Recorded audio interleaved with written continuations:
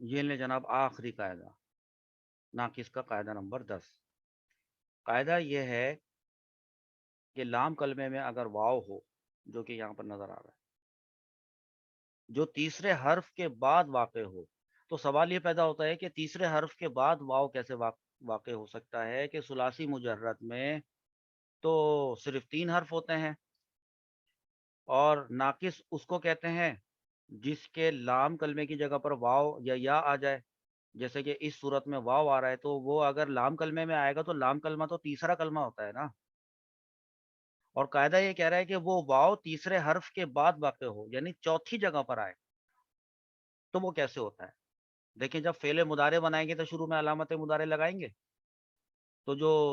حروف اصلیہ 3 تھے وہ آگے چلے جائیں گے، تو لہٰذا واو جو کہ تیسرے ہی جگہ پر تھا وہ چوتھی جگہ پہ آ جائے گا۔ یہ ہمارے پاس جو صیغہ لکھا ہوا ہے یہ فعل مضارع کا صیغہ ہے اور مجہول کا صیغہ ہے، ٹھیک ہے۔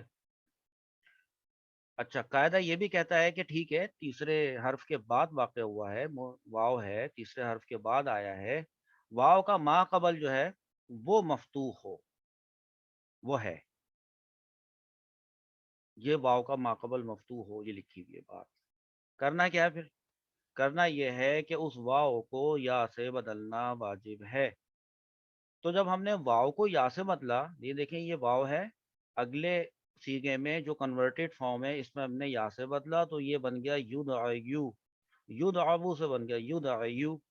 یہی کہا تھا نا کہ واو کو یا سے بدلنا ہے، تو بدل دیا، لیکن قاعدے کا نام تو یہ نہیں ہے، قاعدہ تو کہتا ہے کہ یدعو سے یدعا بننا چاہیے۔ تو اصل میں ہوا یہ ہے کہ یہ جو یدعیو تھا نا، اس یدعیو میں ایک اور تعلیل ہونی رہ گئی ہے،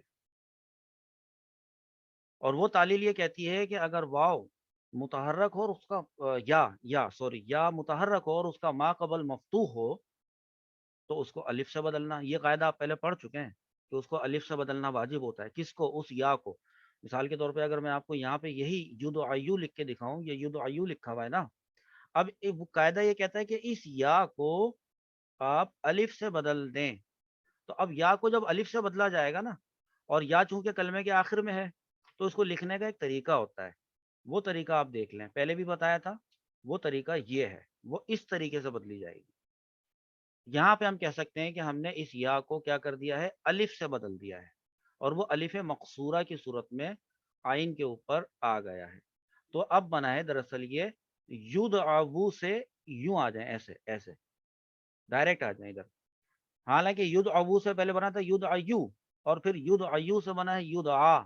تو آپ کہیں کہ یدعو سے بنا یدعا، اور ایکسپلین کرنا ہو تو بیچ کے اسٹیپس بھی ایکسپلین کر دیں،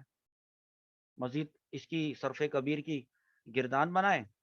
اس میں جہاں جہاں پر قاعدہ اپلائی ہوتا ہو وہاں پہ اپلائی کریں، جہاں ضرورت نہ پیش آئے وہاں نہ کریں، کوئی بات سمجھ میں نہ آئے تو مجھ سے پوچھ لیں۔ امید ہے یہ قاعدہ بھی پچھلے قواعد کی طرح سے آپ کی سمجھ میں آیا ہوگا، اور آپ نے اپنی دعاؤں میں مجھے یاد رکھا ہوگا۔ میں اللہ تعالیٰ سے دعا کرتا ہوں آپ میرے لیے بھی دعا کریں کہ ہمارے لیے علم دین سیکھنا اور سکھانا آسان فرما دے، اور جو کچھ سیکھا ہے اس کو دوسروں کو بھی سکھانے کی توفیق عطا فرمائے۔ السلام علیکم ورحمۃ اللہ وبرکاتہ۔